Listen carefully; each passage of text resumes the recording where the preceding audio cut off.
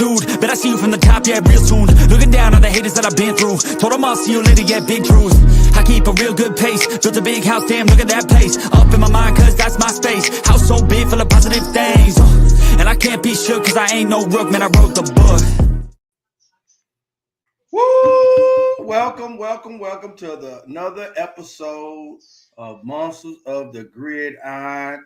We're here with my main man, Walt, baby love. Walt, how you feeling? Oh, man, I've been feeling better, but I think I speak for every Bears fan after yesterday's debacle.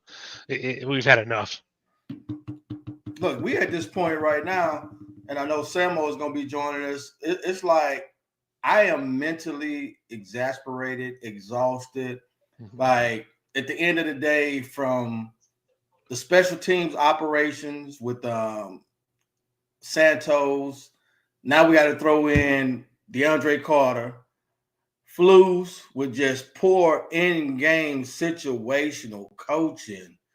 Like, we can't even focus on the meat and potatoes of a great day by Caleb because of everything else that we got to put focus on. So, yeah, I'm looking forward to diving deep into this colossal mess.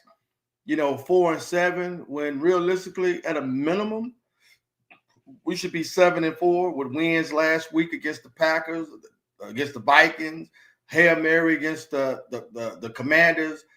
At a minimum, we should be 7-4. That's not even including a Patriots game, Colts game that with better coaching and execution probably could have us at 9-2.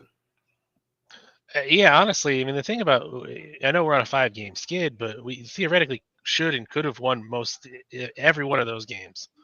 Maybe minus the Patriot game since it was a 19-3, but even still, you were in the game the entire time. The entire time we were in the game, again, it just came down to execution. You hold a team to 19 points, and you score 3 on your home turf. To me, that's the issue: execution, coaching, etc. But now you fast forward it against the Packers. Again, the whole special teams operation. That was a disaster. And now you fast forward another week. It's like the football guys finally played in our favor when Caleb, man, he right now and moving forward, Caleb will be a top 2, top 3 quarterback in the NFL. Probably as early as next year if we get the proper pieces in the trenches. But he showed a lot of moxie. He showed a lot of leadership under pressure. He made plays when plays needed to be made, and I was thoroughly impressed. So to go down, score, get a 2-point conversion, then get the onside kick, I said, you know what? Finally, we're getting ready to win a game that we shouldn't have won. And, of course, just like always, right on cue, what happens? Get into overtime. He did take a very bad sack on 2nd and 9 that, I wish he would have just stood up and took off running. I don't care if he would have got 2-3 yards. Just give yourself another down to make a play on 3rd down. And once we punted the ball back to the Vikings, they went right down and they scored and won in overtime. So, I feel like we're back at the drawing board again in year 3 of the program when we should be headed to the playoffs. I feel like we're headed to a top 10 pick once again. Yeah, I mean, if we, just to jump ahead in time, if we lose next week to Detroit and everything stays as is, you're more likely going to be pick 9 or 8, somewhere in that range as of right now. I know we're pick 12 at the moment, if you look on Tankathon, but I don't see us winning against Detroit. And that's something we could talk about, a little more in depth later on. But like you said, will it boil down to 2 things: execution and game planning. And it's been the same story all year, I think. And quite frankly, I don't see it turning around because it seems like from the inability to call challenge flags, the inability to get your personnel ready in key moments of the game, like 4th down, you got the field goal team come back, like the clock is winding. Like you should know from practice, if you practice a certain way, when those situations pop up in the game, okay, it's 4th down. At this moment, we down by 10. about 14, X amount of time left. Okay, we're not going for a field goal. Let's get the 2-minute offense here. 11 personnel, 12. Like all that stuff should be set up to the point where and to see in year 3 that that's still a problem. I don't know. Like me personally, and I had this conversation with a friend of mine earlier. He feel like Flu should come back because Caleb doesn't need a new coach, a new coordinator. Unless we see drastic improvement in the next 6 games, I highly doubt. I think it's time for a change. Yeah, I mean, even what your friend said there, you should just keep them just to keep them for continuity's sake. I don't know. I don't prescribe to that methodology at all, because we saw it right here. With Thomas Brown taking over for Shane Waldron, in 2 weeks the offense turned around like that. So I don't think that it's going to be a problem for Caleb if he needs to change focus in terms of his game plan, as long as the coordinator is making a game plan that plays to his strengths. And we can see that right now that it's working. You went with the heavy RPO style last week, and we saw it one time this week, and the offense actually scored more points. So there's a definite connection between between offense coordinator and quarterback right now. But in terms of, let's say the team gets blown up or Thomas Brown takes over as head coach and they bring in a secondary person to do offensive coordination, I don't think that's going to be that big of a deal for Caleb. I think he's a smart kid, and that's not going to rattle him. He's going to go out there and do his job. The one thing I love, though, I can tell, he's not thinking as much. He's playing free. Like Thomas Brown told him, look, run the plays, but if things break down, hey, go and be Superman. Don't overthink certain situations. And you can tell when, it's like he's seeing clearly the field. He goes through his progressions real quick. The ball, it was one time to Keenan Allen, he threw a freaking rope between 2 defenders, and the window was so tight that any other quarterback, at a minimum, it would have got tipped. But the guy didn't even touch the ball. And not only did he throw it in a tight window where when Keenan caught it, he turned up immediately and when it got about 10 yards and yak. But the last 2 weeks with Thomas Brown, the offense just looks more fluid with the personnel. Now, we still have a lot of start penalties. I know Darnell Wright got one. I'm still mad at Braxton Jones because Grenard got him on the outside-inside move on a little mini bull rush, which ended up in the sack. Like stuff like that. He should have just swallowed Grenard up and gave Caleb time, because that was a big play unfold on a double move to DJ Moore, but because he didn't have time, he got sacked. And it's like, if we can see these opportunities unfolding, and then another time, I saw Mercedes Lewis motion going across the formation. There's going to be a run play, but he didn't get over in time to get that outside end, number 44 for the Vikings, and he stuffed DeAndre Swift in the backfield for a 2-year loss. So it's the details. When you look at the details that are, you could clearly see them now. The more and more we pay attention, like the play call was good, and it was the right play call for the defense that the Vikings had for that down. But again, it was just execution, and again, that's coaching. Yeah. At the end of the day, what are you doing in your walkthroughs? What are you doing? Like it seems like Thomas Brown is more detailed in the details, but it seems like, hey, the players got to execute. Now, defensively, the interior right now is getting shredded on the run. The same issue as far as pass rush, consistent pass rush with down and distance, like 3rd and 10, 3rd and 11, 3rd and 13. I'm sorry. You got to get off the field, Flus. There is no reason why a backup quarterback should come in and get a first down on the 3rd and 13. That was a momentum killer right there, guys. And that's the damn shit I'm tired of seeing game in, game out. And this is why, remember now, when we beat the Jaguars and we beat the Packers, I'm not excited because that's what the way we beat them, that's what you're supposed to do. So now when you play a formidable opponent 9-2, 8-3, Packers and Vikings, you can see because the details aren't tight, you're losing games that you should be winning.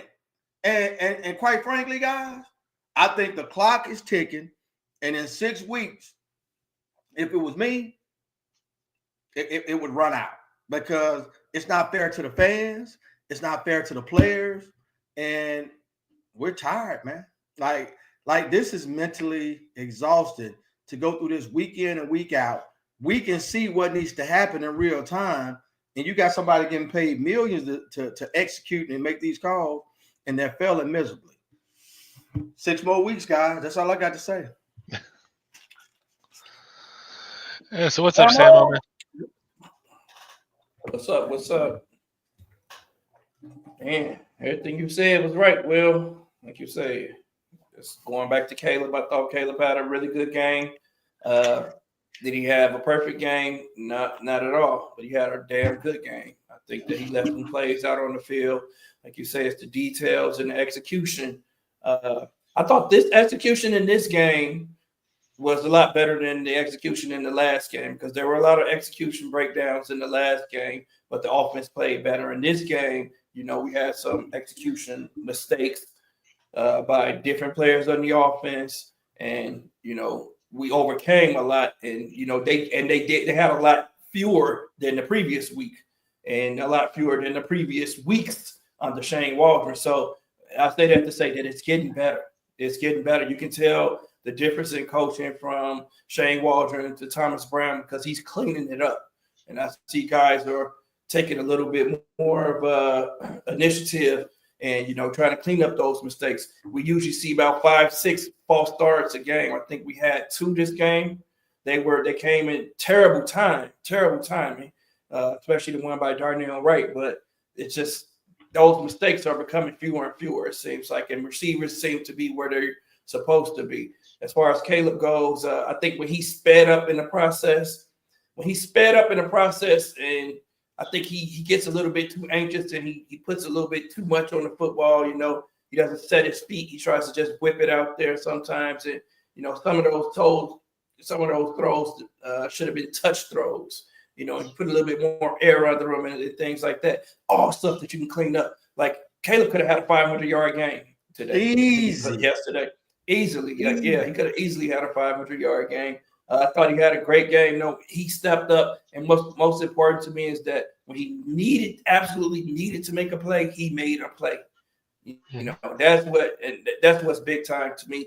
That the coaching is failing us, man. Coaching and some of the head coaching mistakes are failing this team, man. It's just that simple. I'm tired of it, bro. I'm tired of it. The head coaching mistakes are failing us, failing this team. I'm tired of it, man.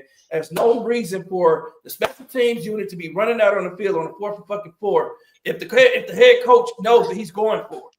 Like, you should have knew this when you went third down occurred. Like, if you know what, I'm going to go for it. If we don't make this, I'm going to go for it. I'm going for it. And you're supposed to communicate that to the rest of the team. Obviously, he didn't communicate that to the special teams coach because the special teams coach is sending out the special teams unit, and the entire situation became a rush situation for Caleb, who was in rhythm at that point in time, and he had to rush through a play call, and then got that errant throw, which he still could have executed this play. But that's what I mean about him being rushed in situations that's kind of hurting him a little bit.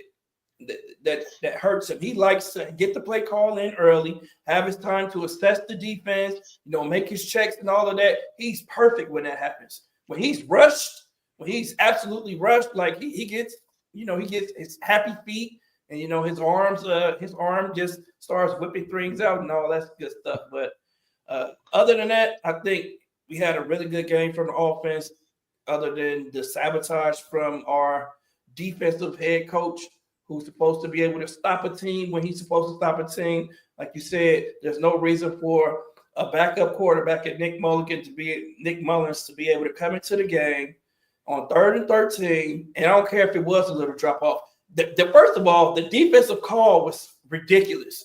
We had safeties about 12, 13 yards back deep on Nick Mullins, who's coming into the game. What are you doing? Why didn't you heat him up? We should have brought pressure there and rattled him, and we should have had everyone playing underneath and robbing situations so that we could have possibly got a turnover in that situation if they were going to pass the ball. But our head coach plays scared. I don't understand it at all. And that was a pivotal point in the game to me. Like, I think Flus made a lot of mistakes going for 2. What is that about? That was the dumbest. I don't care what analytics tell you. That's the dumbest thing you could have done. You put too much pressure on your quarterback and on your offense, your rookie quarterback, and on your offense when you do that. When you go for the 1 point, and then you get the next touchdown, and you go for 1 point, and then the game is tied. Now you put the pressure on your offense. Now they have to score a touchdown, and they have to execute the 2-point conversion. It's just unnecessary pressure that he's putting on this and stress that he's putting on himself, and it just tells you that he lacks common sense of a coach or just that the common feel that a head coach is supposed to have for the game and knowing what he wants to do and when he wants to do it. It's just all nervous energy from him right now. He's in over his head, and it's getting worse. It's not getting better. He's not learning from his own mistakes. Even the fact that we had a field goal blocked, that's on the head. I know it looks bad on Hightower, it definitely looks bad on Hightower. But guess who's responsible for making sure that Hightower and his unit fixes this issue? The head coach. The head coach is supposed to make sure that is fixed. And he talks to Hightower and say, hey, look, what did you guys do? Did you fix this? Because I don't want to see it happen again this game. Very first field goal, we get it blocked. Like that reflects badly on him to me. I know it's bad on Hightower, but he's a special teams coach. You're supposed to make sure that he cleaned that up. And you're supposed to make sure that you talk to the players, not just him, the players that are having these egregious errors. Because it is an egregious error on the offensive line. Like, they're not closing the gap fast enough. They need to understand the importance of that. Like, hey, we know our kicker has a low kick trajectory, but we have to close these gaps and get these guys pushed back so that they don't have the opportunity to block these kicks. But that's just my little rant that I just went on. But other than that, man, I don't know where you guys want to go with. I thought Caleb had a great game. I thought Keenan Allen had his best game as a Bear. DJ Moore was fucking great in this game. 7 for 7 in receiving. He had over 100 yards. We had 48 pass plays to 22 run plays. Yes, I know people are looking at that like, why didn't we run the ball more? But I look at it as that short passing game was an extension of the run game. Absolutely. We had a lot of great and these are the same plays we've been trying to run with Luke Getsy, that we've been trying to run with Shane Waldron. And let's not even talk about early on throughout the operation with the offense moving. Cole Kmet had a terrible drop. Yeah, he had a really bad drop. He had a bad drop. Then another one that was about a 30-yard pass where he didn't get his second foot in. So it's like throughout the course of the game early on, if we'd have made those plays, then we could have gotten more balance in the run game. But once you get down 24-10, of course, you got to go to more pass. And like you said, Samo, the short passing was really an extension of the run game because the Vikings have the number 1 run defense in the NFL. So seeing that, in which I told Walter earlier, I said, damn, after seeing Saquon Barkley, look, if I'd have been the GM, I think I'd have gave Barkley a couple more M's of what he was asking. Because, man, look, Ken Barkley in a Bears uniform, man, that's a whole nother animal of what the overall run game would have looked like. Because, man, watching him run, how he ran against the Rams, Jesus Christ. But getting back to our Bears, it's like I'm just at a point now where it's so exhausting, where we see what right looks like, but we're looking at our coaching, and it's like our coaching, the light bulb, and when we say coaching, we're talking about predominantly Matt Eberflus. Knowing Richard Hightower, I know he's beating himself 2 weeks in a row, getting a field goal block, and that's the reason why we went for it on that pass to Keenan Allen, because we was in field goal range the second time. But it's like we at that 45, 46, 47 yard line for the field goal. It was like 4th and 3, I believe. So instead of kicking the field goal, we went for it. So we left easy 6 points on the field. And we've done this 2 weeks in a row. And that's why I'm like, I'm tired of saying that we're so close. It boils down to coaching. It boils down to the operation. Like, look, if you got to put the whole starting line in on special teams to make sure you jam the middle up, because if a joker jump, you push them, you engage them.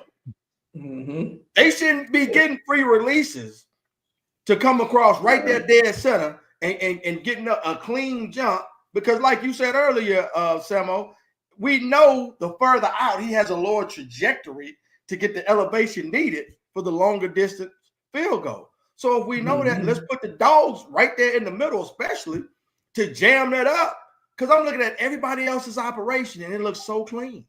And then I look at our operation, it's like, why do we make everything so difficult, man? Now that blows me away more than anything. Yep, we're finding new ways to lose games, man, and new ways for him to coach scared. Like you said, instead of him kicking the field goal right there, he was too scared. He was scared that it was going to be another block. So now he decides we're going to go for it on fourth down. Excuse me. Shout out to Laz in the chat. We had a conversation about this earlier on the Barroom Network about possibly moving the holder for the kick a yard back further.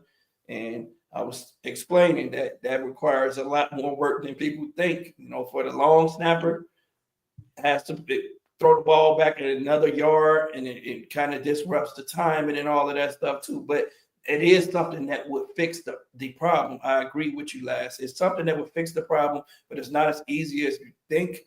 And that's probably why hasn't been done. But they're going to think of something. They're going to have to do something, and that may end up being the solution that we see to happen in the next week or so.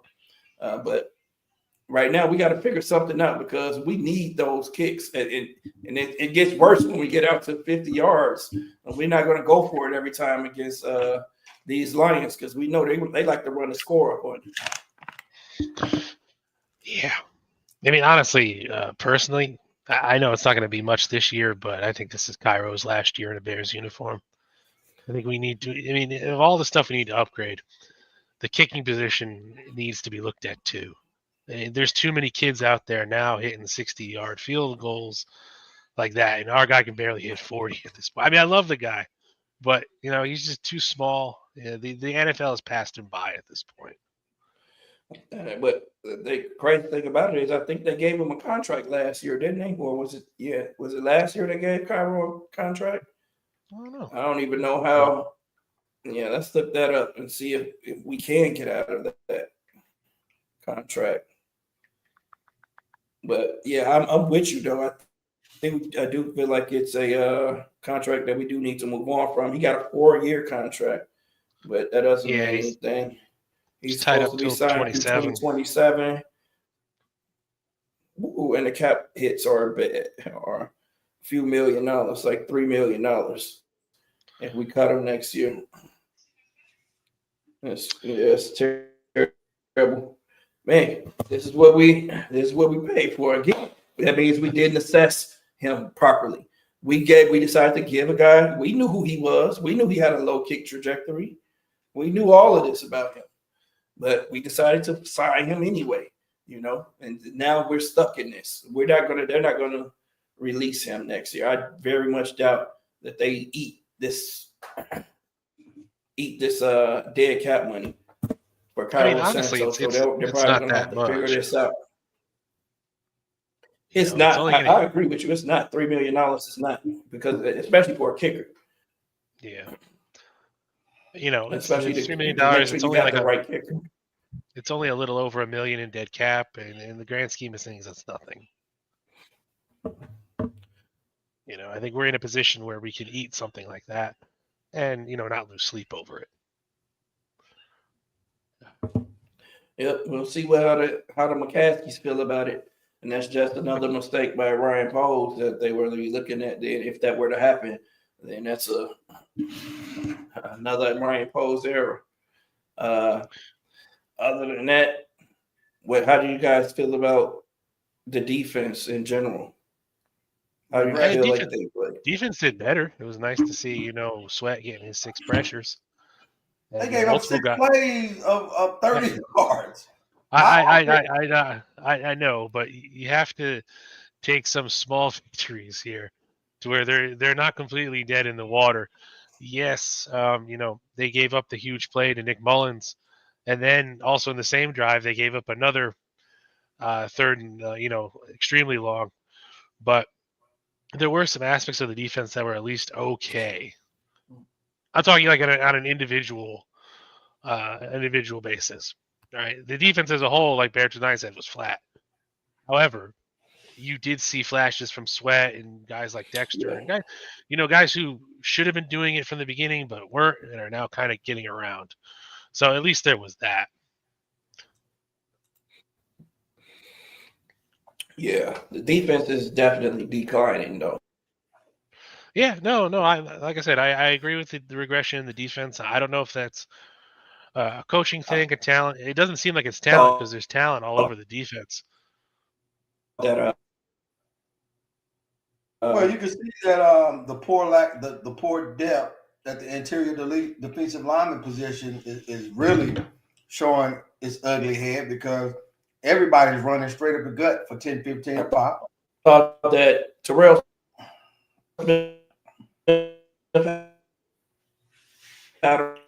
Samuel, you break it up.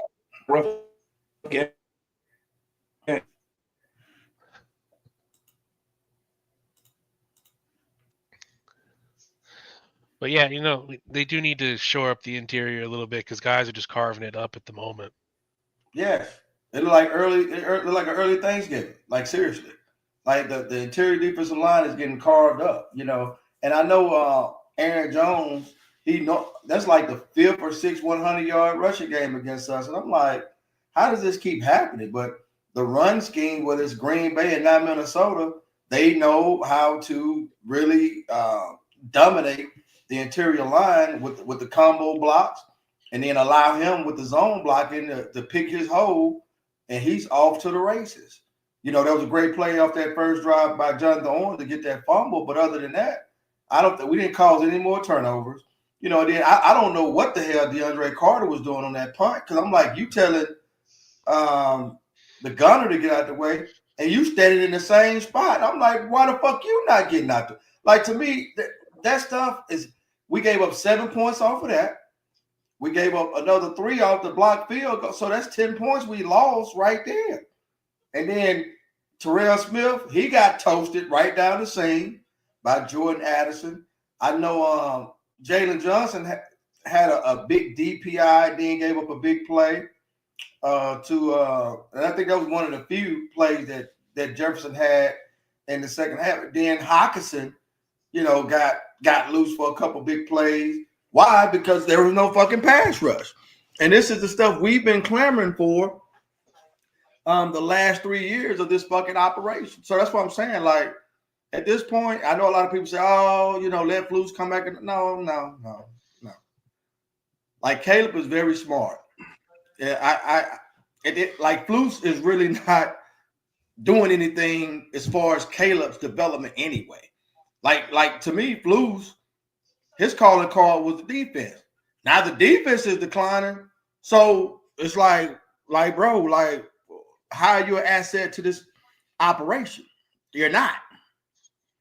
Mm-hmm. And I know Thomas Brown is doing a great job. A lot of people saying, don't put a Thomas Brown statue out there for head coach. But I'm seeing a lot of great things, and the team as a whole, they're listening to him. So it's like, I'm going to watch how these next 6 games play out. If he could get the team to move, shit, why not? It's like I would give him a chance before I go outside the organization and look at Kyle Shanahan, because Kyle Shanahan is done in San Francisco. Like, they're done. The window has closed. Like, I'd rather go with somebody new at this point. I know we did that with Flus. We did that with what was his name? Mark Trestman. But at the end of the day, pretty much all the coaches are retreads, if you want to be honest. Who you want? Mike Vrabel? You want Robert Salah? Those are defensive-minded head coaches. Personally, I think you should just stay away from a defensive-minded head coach at this point. The NFL is a different monster than what it was, 5 years ago. You need an offensive mind at the very top. I look at it like this. If you fix that fucking line with the draft picks and the capital we got in the offseason, I don't give a fuck who the coach is. They should come in and do a great job. You know what I'm saying? That's how I feel about it at this point. No coach can realistically have a good outfit when your left tackle is getting beat like a whipping boy, or your center's getting bull rushed, or your left guard is spending more time in the tub than on the field. Yeah, see, Beatrice gets his. Trust me, you don't want Shanahan. The guy was awful as a head coach. Right. So him and Thomas Brown have built great rapport. Let's run with it. Yeah, I mean, at this point, like we said in the thumbnail, like Flus is just done. He's a dead man walking at this point. Prep the chair. He's ready to go. We're just waiting on the Lions to throw the switch, honestly, this Thursday. And then after that point, if you lose again, you're at 6 games, in terms of your losing streak. You have no reason to keep him around anymore. And like you brought up, Will, let Thomas Brown try his luck at head coach. You have nothing else to lose at this point. You're not going to make the playoffs anymore. That's pretty much a foregone conclusion. So if you lose 3-4 more games, but you let somebody else try out and see what they can do, and maybe you have something in-house, but you're never going to know it unless you do it, right? But think about this, guys. The identity of a team is of their head coach, right? I watched a game where fucking Goff threw 5 interceptions. But Dan Campbell said, you know what? I told the guys, let that shit roll off here. And we still going to go out here and dominate and win this game. And guess what? They won the game. Mm-hmm. The Hail Mary killed this team. We was 4-2 at that point, and they haven't recovered since. Yep. That's a reflection of what? Leadership. That's a reflection of coaching. They don't believe anymore. It's obvious. Mm-hmm. Stevie Wonder can say they don't believe anymore. And if anybody say otherwise, come on. Stop the cap. Let's stop playing here. It's obvious. They played like yesterday. I truly felt that when they got that onside kick and got that field goal, I said, you know what? Okay, the tide is turning. And then we go in overtime. What happens? Take that stack. That stack is really what killed us in overtime. And then defensively, we had no answers. We couldn't stop it. And he was in the pocket for like 5-6 seconds. Exactly. They had. If you look to the left, it was a spy, and I'm like, bro, even if you would have ran and got 2-3 yards, it'd have been like, because it was 2nd and 9. Mm-hmm. And I'm sitting here like, Caleb, run the fucking ball. And I think late, Roshan leaked out. Yeah, he could have just dropped it to him. Drop it to Roshan. Like, again, it's like we all saw that, and it's like, Caleb, you've been making plays all day, baby. Come on. This is crunch time. If Roshan do one move and make old boy miss, he out to the races. Caleb was looking for the deep ball, man. He was looking to get it all in one throw. And that's what you got to learn from that mistake right there. He was like, we don't have to get it all in one throw, man. Let's inch our way on down there the same way we've been doing all game and go get this touchdown. Was Roshan on the field? Because I know Swift was blocking. It was Swift. It was Swift.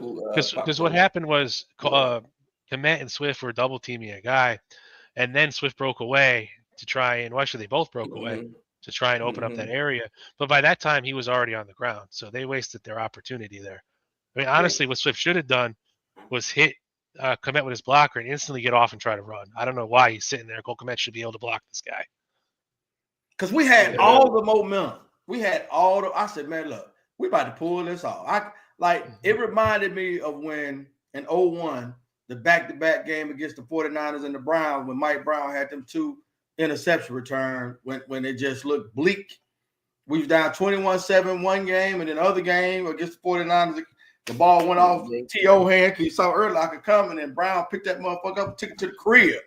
So I'm like, man, if you win yesterday, that puts us at 5-6, and we feeling good going into Thursday. We might not win Thursday, but it was going to be a dog fight.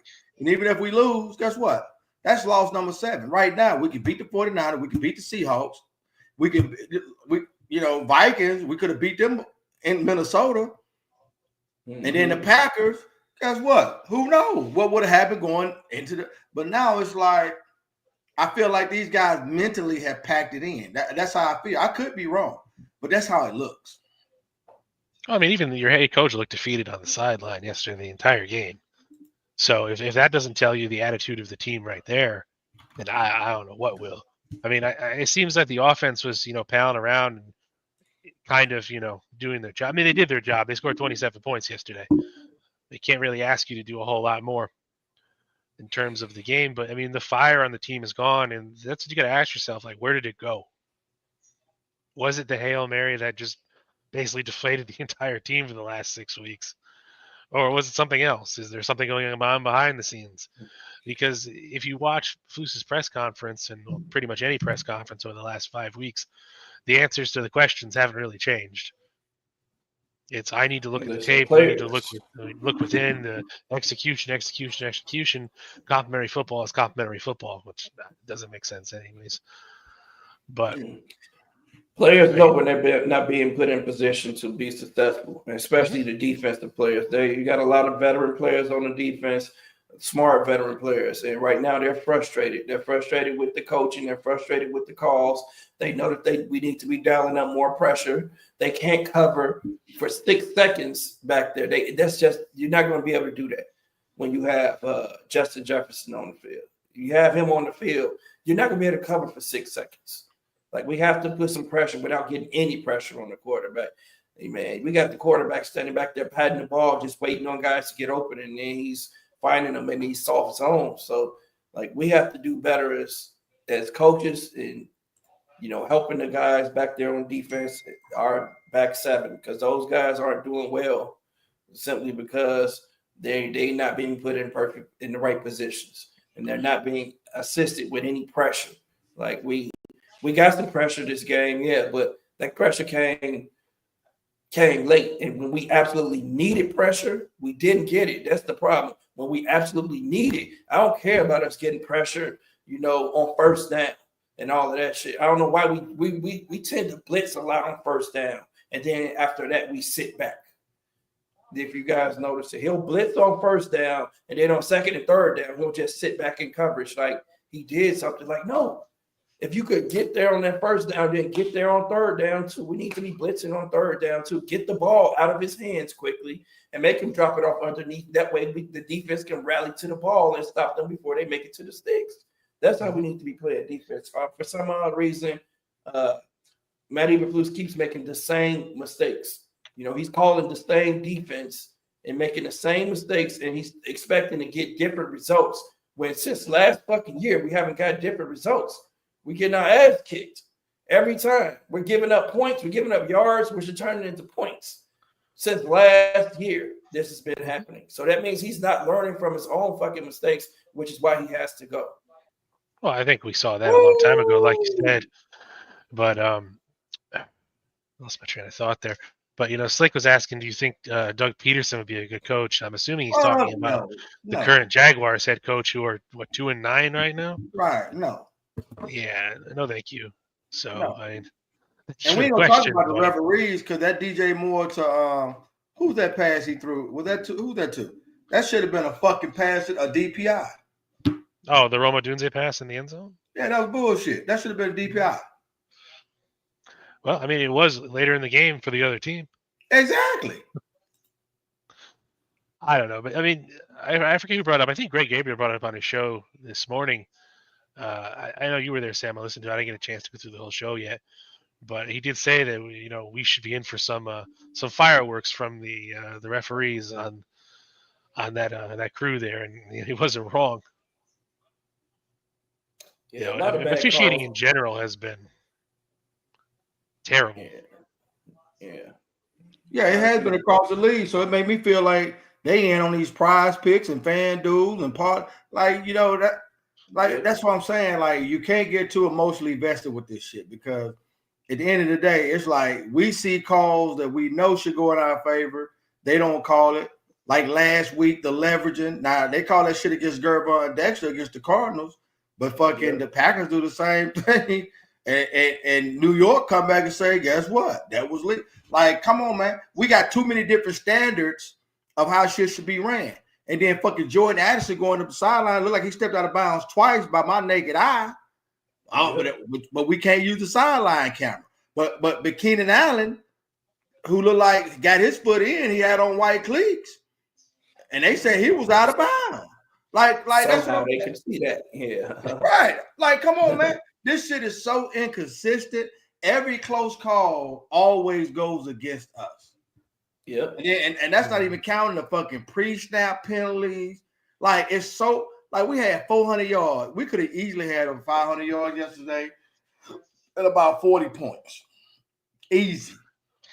Well, like you said, they took away the Keenan Allen play. That was a good 30 yards right there. That would have put him around like 370, give or take. I mean, so he easily could have broken 400 passing yards. Easy. Yep. Then we had other drop passes and missed throws on his own, so he could have had 500 yards. He could have had a 500-yard game. There was one play that against a great defense. Like I mean, yeah. Breaking news: Daniel Jones signing with the Minnesota Vikings. Did he really? I don't know why.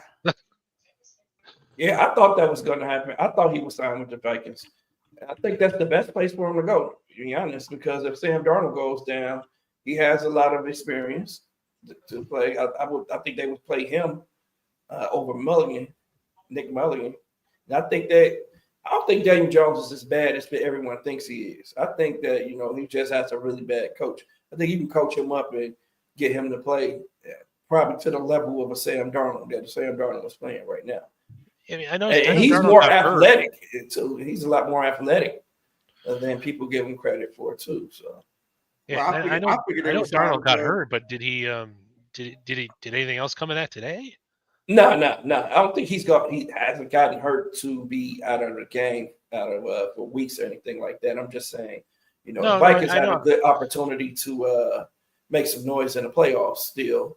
So if he does go down for a few weeks, they want to maintain their momentum. I think Daniel Jones is a good quarterback to help them out. And we've seen what Kevin O'Connell can do with quarterbacks. Who was the quarterback he brought in, the journeyman quarterback last year, who he had playing well for a while? Josh Dobbs.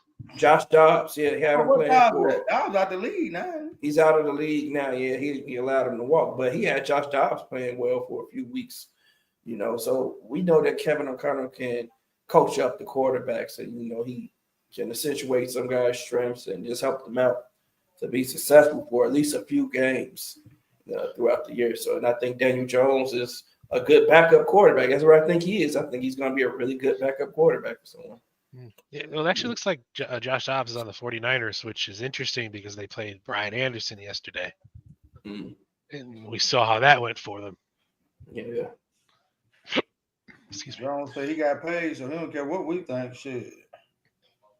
Yeah. But yeah, what you call it? Fishing 720 does make a good comment here about the elbow from Van Ginkel. I forget when it actually happened, but I know they did highlight it on the show, and there was no call there. He had already gotten rid of the ball. Play was pretty much over. Kind of walks up behind him and bang. Yeah, and now the offensive lineman watched the shit happen and did no one attacked him or anything. I didn't like that at all. No, I don't know.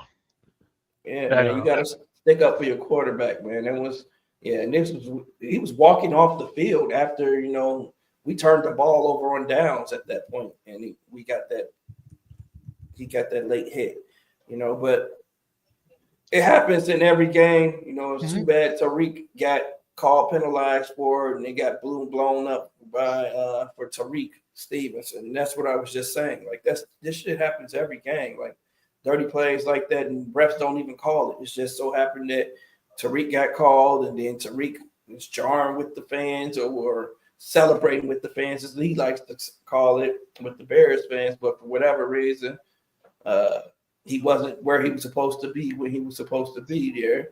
And, we lose a game And ever since then, momentum has shifted for the Chicago Bears. Yeah. And it's just bad. And I know everyone likes. I don't know how you guys feel about the new split between Tyreek Stevenson and Terrell Smith. I don't like it. I don't like it at all. It don't give either one of them time to get settled in. Yep. You know what I'm saying? Game speed, game. Yep. I agree. Like it just, I think it's another bad move by Flus. Roll with one or roll with the other. And you don't think the team ain't watching that too? Yep. Because now it feels like Tyreek is still getting chastised for that Washington game. Yep, I agree. And that's over with now. If it's over with, if you've already suspended him, you've already done what you were supposed to do. And so it feels like Flus is blaming him and saying that he's responsible for this slide. Now, this 5-game slide. And now you're going to split time. Tyreek is obviously the better player right now at this point in time. Do I like Terrell Smith? Yes, but I think Tyreek is the better player of the two. I think this game showed it. I think Tyreek had a bad play, but I thought that Terrell Smith had quite a few bad plays. I don't think that he can hang with NFL's with the speed as much as Tyreek can. I think Tyreek is better at recovering. I'll say this. Tyreek is better at recovering from being out of place than I think Terrell Smith is at this point in time. And I'm not saying that Terrell Smith isn't a starting caliber player, but I don't think we need to be rotating those guys. If we got two guys, then that's just like saying we don't have a guy. Right. So we have a guy. So we have a guy. Why are we rotating them? We should, if we're going to trade one of these guys, I think they're both starting caliber players. Let's trade one of them. Get us a good offensive lineman or a high draft pick or something. Yeah, I mean, I was just looking up the snap count because I wasn't sure how the split was, but you see that Smith played 47 snaps to Tyreek's 25 yesterday. Wow, he played way more. I know I seen him in the game a lot. I didn't know it was that large of a gap. Yeah, it was pretty close to not the Minnesota game, but the week before, and for some reason they're like, we're just going to keep throwing Terrell Smith out there. I don't know. I mean, I don't know what kind of message you're sending to your players, like Tyreek, like young guys like Tyreek, where it's like, oh, I made a mistake. I've tried to rectify that mistake, but you're still kind of shoveling the shit on top of me. Right. You're supposed to be. Now, as a coach, you could have done one or two things. You could do what you're doing now, and you get what you're getting right now, or you could challenge Tyreek to make up for it on the fucking field every fucking game. Every game, it's like, hey, you fucking owe me for Washington. Remind him every game, hey, you still owe me for Washington. Make a play today. Pop a ball out, get me a turnover, strip a ball, get an interception, tip a ball, do something. Like, that's the approach I think that he should have taken with Tyreek Stevenson, like motivate him to go out there and play a little bit harder on the field within the games, as opposed to this right here, which is just not working. And it's just another poor coaching decision by Matt Eberflus, I don't think. Yeah, there was a really interesting interview. I don't remember. I saw it on YouTube, but I don't remember who was leading it. They were talking about a former Colts linebacker who happened to deal with Eberflus during his time when he was defensive coordinator. Yeah, and I think it was brought up on a Greg Gabriel show one time. I could be wrong. But the guy was going on and saying that, I don't know what I did to Matt Eberflus, but he did not like me for whatever reason. He withheld plays from me. He didn't tell me I was actually going to start a game until 2 days before. So that story I figured was just, players are just flapping gums. But now this situation with Tyreek adds a little bit more truth to the statement because you're seeing it happen in real time now. It's not just a guy 2 years later saying, oh, by the way, back in, 2020, this happened. And it's happening right now, guys. Yep. Yeah, I agree. I definitely agree. But I mean, like I said, Matt Eberflus just looked defeated yesterday on the field. He looked defeated off the field. He looked defeated this morning. Like, I don't know. I mean, I think he knows that it's, the guillotine is coming. Yeah. I was hoping it would have been last night. I was hoping it would have been this morning, but I don't think it's going to drop until Friday, honestly, because I don't see us beating the Detroit Lions. I hope we do, but I mean, realistically, I don't see it happening. Listen, I don't see us winning another game this year, to be honest with you. I don't want to go that far yet. I really Listen, don't. just looking at the schedule, maybe the 49ers, because they're on that same slide that we are right now, downward. So maybe them, but other than that, like, man, the NFC North is tough. The Lions have been putting up 50 points, 40 points on teams consistently, on good defenses too. Mm-hmm. So what do you think is going to happen? They have a great running game. We can't stop the run. And if we can't stop the run, we can't play defense. That means to play action, we're susceptible to play action all day. And Jared Goff is one of the best play action quarterbacks in the league. So I just, if we continue to do the same thing, we're going to get beat. I'll say that. Now, if Flus decides to change his ways a little bit and get a little bit more aggressive, maybe we run blitz a little bit more to stop the run and blitz on passing downs as well, get a little bit more aggressive, then we absolutely have a chance, because then we can try to stop this team. Stop this team's offense from embarrassing us. Other than that, if we continue to do what we've been doing for the past 11, 12 weeks, wherever we are right now, then I don't expect to see any different results. Yeah, no, I mean, I wholeheartedly agree with you. And, part of me is just like, I don't want to make it real, if that makes sense. Mm-hmm. Yeah, by saying it. I know it. But and I thought I was going to Jedi mind trick the Bears a little bit. This is the first week probably ever I can ever remember in my life me not picking the Bears to win. I picked the Bears to lose this week 20-30. And the game score ended up being 27-30. I was like, oh man. And then when you go over in the group chat, I started watching the game late, so I was like, I'm not going to read the group chat. Because I started reading it and I kept hearing like bad stuff happening. I'm like, I'm not even read it anymore. I'm just going to watch the game and fast forward through all the commercials. And I get to the end and I'm like, damn it, I thought that we was going to win that game. Especially when it went to overtime, I was like, we're going to win this game. I saw like 30 messages pop in like right away. Like, I was like, man, they're talking about it. We must have won. I was like, I just want to watch it for myself. Then that's when I told you guys afterwards, like, man, I just saw the end of the game. And another heartbreaker. Yeah, because going into overtime, I was actually really happy. I was like, I think there's a good chance here, like you said. And then, I'm sitting on my couch there, and I look over at my wife and I say, "Oh no!" And she goes, "What?" And I went, "Honestly, I feel like they just set it up for a more heartbreaking loss than the Washington." Yeah.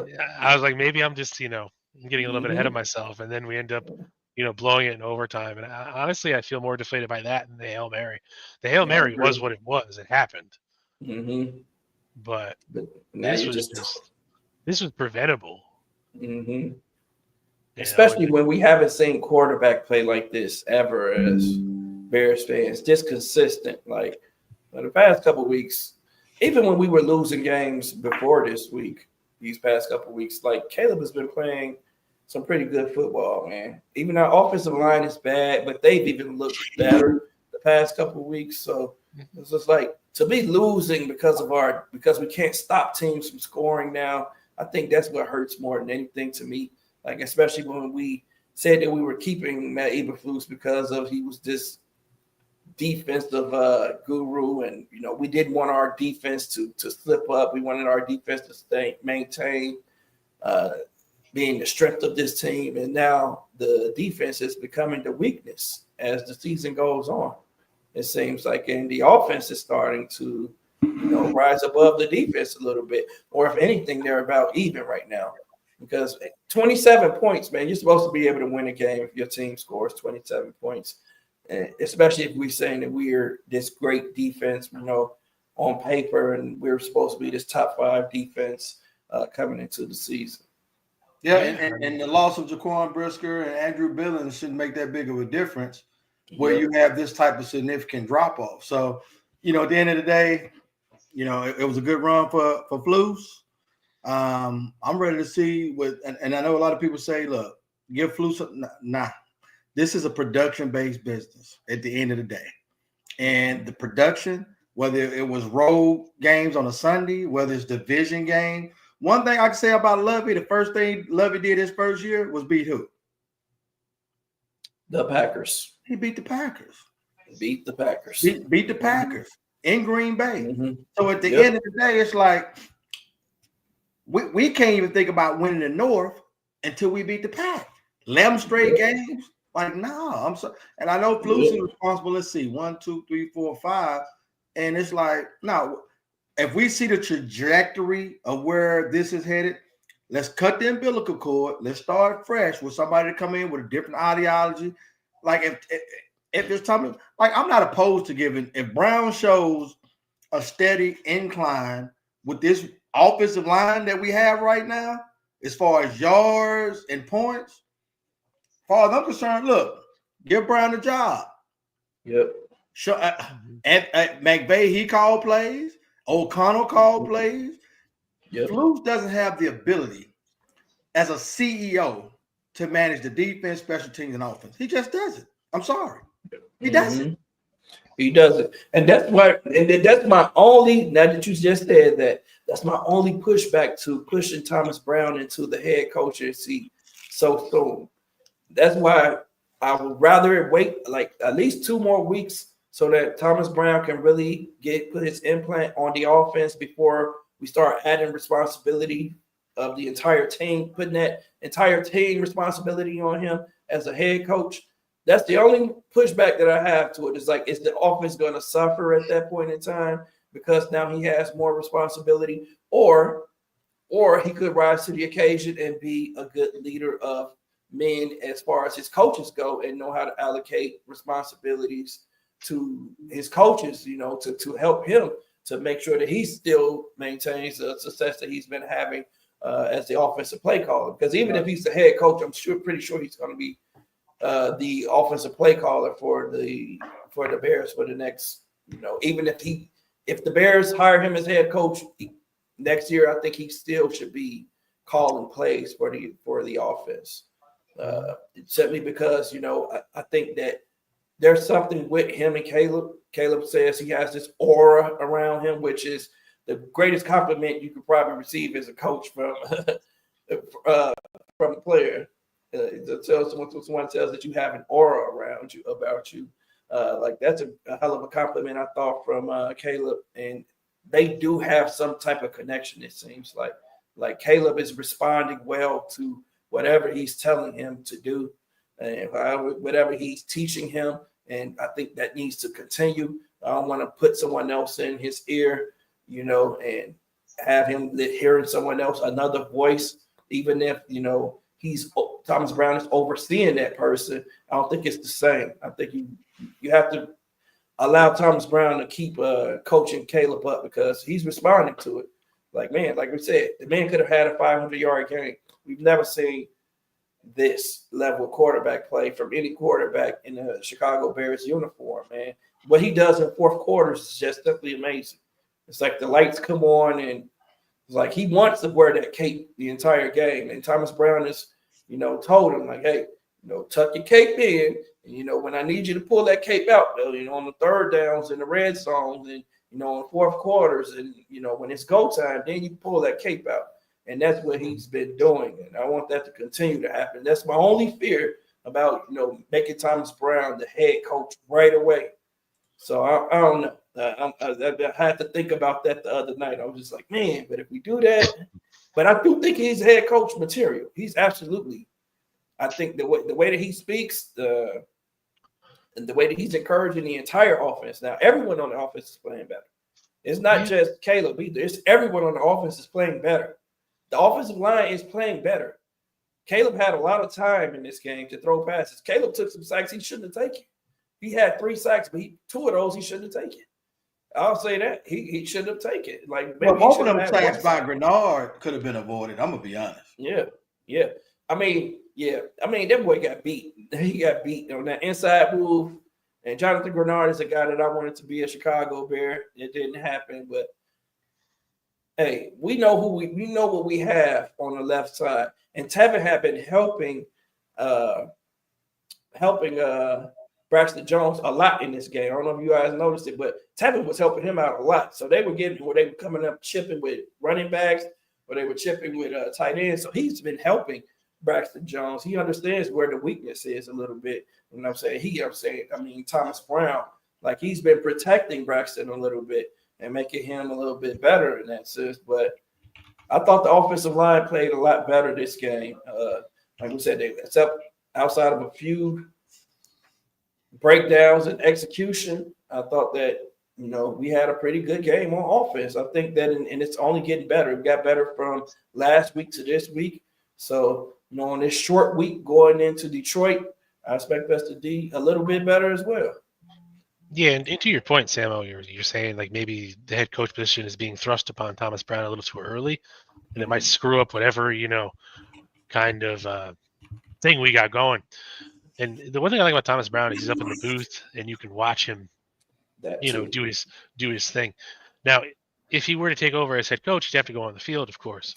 Yeah. But all you really have to do is at least entrust someone, whoever that is, and his staff to be up there in the booth relaying it to him what he sees, and he can continue to do what he's doing. You know, there isn't a separate guy going into Caleb Deere. Keep that guy, Thomas Brown. You know, and then you have guys like Eric Washington who should take over as defensive coordinator. Richard Hightower, who's been, you know, he's had a rough couple of weeks, but I still think he's good.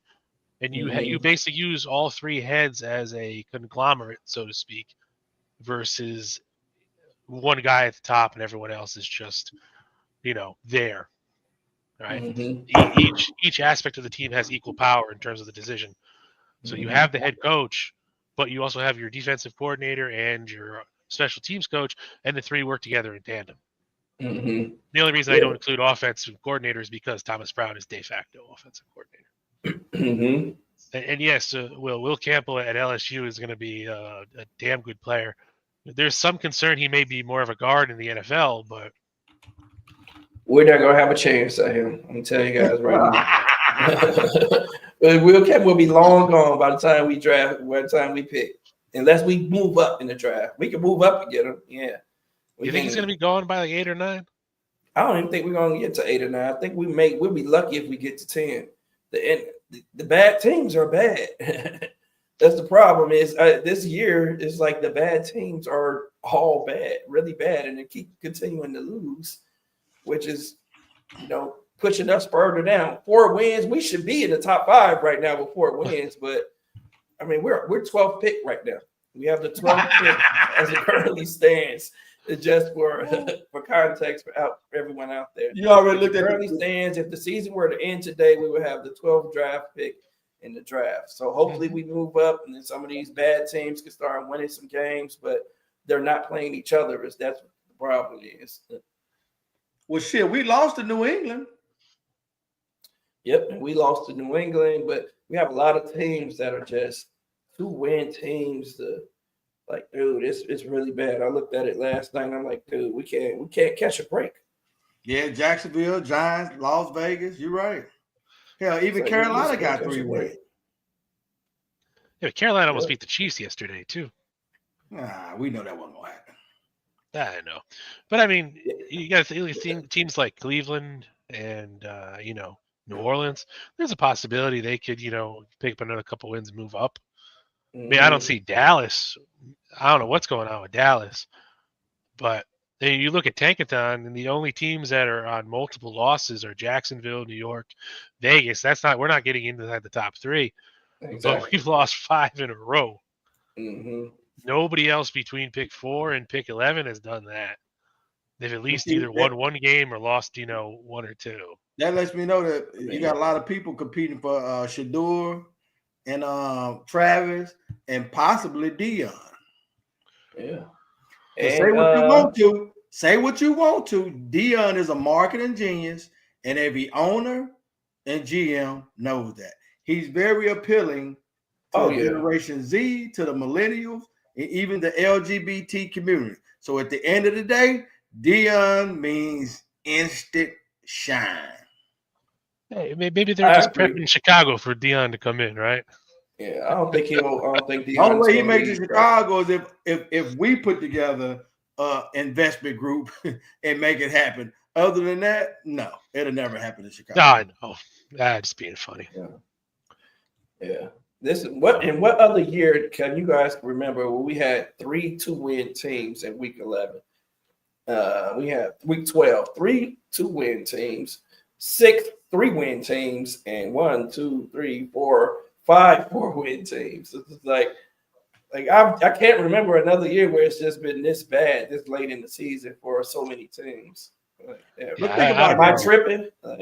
Think about this. We were at one point we were the only team with the most home wins in a row. Now we can't even fucking win at home. We've lost 3 games in a row at home. Like you can't make this shit up, guys. Mm-hmm. You can't. This shit is utterly ridiculous. Like for real. Because all the games last year we won predominantly was at home. When we went 3-14, those games were at home, I believe, with the exception of that Patriots game that we won on the road Monday night with Justin. But other than that, everything has been at home, and we have stuck. And that's why this Thursday, I'm looking at another double-digit loss. And I hate to say it, but I just don't feel. I feel like Jahmyr Gibbs and Montgomery, they about to feast. Yep, that's what I'm thinking as well. Man, that comment in there about put that up. Deion probably want to go to FSU, Florida State. Yeah. No, man, that might. no. I mean, he played at Florida State, right? Yeah, but he was pissed that they bypassed him the first time though. Mike Norvell just signed a very healthy extension at Florida State. He ain't going nowhere. Oh, did he? Oh, see, He ain't going nowhere. I know that's your squad. Yeah, I would fire his ass if it was me because he signed an 8-year extension worth more than $10 million a year. So, oh wow, no, I don't see them. I don't see them eating that. No, that's too much to eat. That's too much to eat. yeah. Now Texas A&M, $80 million. They ate Jimbo. Jimbo had a big extension with Texas, but they fired his ass though. Mm-hmm. Yeah, that's over $50 million though. That's crazy. I guess there's only one good thing that might happen after Thursday. Well, 2 technically. Flus might get fired, and we'll be one step closer to Abdul Carter in the first round. Get who? The Penn State edge rusher, Abdul Carter. Yeah. That I don't think we're gonna get him faster than Micah Parsons too, man. Can you imagine? I don't think you're gonna have a chance at him either. There's a good chance. I mean, you got to think like, who's Jacksonville going to take number 1? A quarterback. Yeah, they're gonna take a quarterback, man. Jacksonville's probably gonna take a quarterback if they can trade. Unless they make the trade. If they could trade, no, but they just signed Lawrence. Was that last year or the year before? He just signed a huge extension, so you're kind of saddled with. Yep, you're right. I forgot about that. Yeah, so I don't know. So somebody's going to come up looking for a quarterback. Yep, they don't trade it unless somebody come get a quarterback. I mean, Vegas needs a quarterback. Who else is there? Vegas wants Shador. Shador wants to. Vegas wants Shador. Dallas wants Shador. But the thing is, does Dallas trade Dak to Las Vegas? Yeah, because I mean, Jacksonville's the wild card. You don't know what they're going to do. New York needs a quarterback. Las Vegas needs a quarterback. New England needs somebody for Drake May to throw the ball to. So they're probably going to. They need a whole team, but shit, they beat us, so I ain't gonna say nothing. Yeah, Carolina. I don't know what they're going to do. So there's that. Tennessee's just a mess. New York's going to need a quarterback. They're moving on from Aaron Rodgers. Well, and that's funny because they fired everybody that wanted him. Joe Douglas, Robinson, they all wanted him. They gone now. Mm-hmm. I want Princely anyway. I like Princely. Yeah, I really want to do Princely and Walter Nolan with the defensive end, defensive tackle combo. Mm-hmm. That would be fun to watch. I mean, we're seeing the Rams do it right now with Jared Verse and Brendan Fisk. And they're carving up people. Braden Fix, he lead the Rams in sacks. Exactly, that's my point. But everybody laughed when I said that him and Jared Verse would have made a good fit in Chicago. They definitely would have. I signed up for that a long time ago, man. I wanted it so bad. So Jacksonville is getting Travis Hunter. I wouldn't be surprised, but not with the first pick, overall pick. Right. Yeah, I mean, I know there's no Caleb Williams, Jaden Daniels in the draft this coming year, I mean, Sanders is pretty good. And, they're all decent quarterbacks. I wouldn't say like they're terrible. So you're going to have guys that are coming up to pick them. And, then the tackles go. You're going to see Will Campbell and Kelvin Blanks go. And then maybe even Emory Jones. Now, there is a possibility there. Well, don't forget about Kevin Banks out of Texas. Yeah, no, he was the second guy I mentioned. So, there's a possibility if we keep losing, we'll be in a pretty good position to get possibly the first, real big defensive player off the board if we want to go that way. Quarterback, we're not going to get that. But I'm going to be honest. I think you're about to see teams like San Francisco, Seattle. I see those teams taking a nosedive. So it'll be our luck that we beat them. I guess it really depends on how bad Brock Purdy is. Facts. Yeah, they just not been playing well. They don't have receivers. Their receivers are what killing them. Their receivers just aren't playing well. They lost Ayuk for the year. He wasn't playing well when he was playing. I don't know what happened to Debo. He just dropped off. Terrible. Dropped off the face of the earth right now. Terrible. And they don't have anyone behind them really. But you know what? Dark horse sleeper pick is Mike Green out of Marshall. He'd be really good. I wouldn't mind that running back out of Boise State though, but we got to fix that line. Yeah. I mean, that's the thing that we don't. I mean, we could probably make do with Darnell Wright and a combo of Braxton Jones and Karana Megaji next year in some capacity on the tackles. You got to get a center, but there's no center good enough to be taken in the first round. You got to get guards, but there's options across the entire draft. So you don't take guards that high. Yeah. Only offensive lineman you're going to take is a tackle in the first round and in the second round. I think we're going to get a tackle probably in the second round. I don't even think we're going to get a first round tackle. I think we're going to get an edge rusher first, then get a tackle, and then start building the offensive line. I'm with you, Slick, sophisticated. I agree. I like Cam Ward as the best quarterback in the draft. To me, yeah, we can't forget Cam Ward out of Miami, and even the guy from Georgia. And he is, but is he a good fit for the team that'll be drafted though? That's the question. That's the thing. Yeah, that's the thing. Like I'm watching Anthony Richardson. He getting drugged right now up in Indianapolis. You know what I'm saying? So you got to have a team that is open to coaching that type of quarterback. Absolutely. That's the problem. Yep, that's the problem now.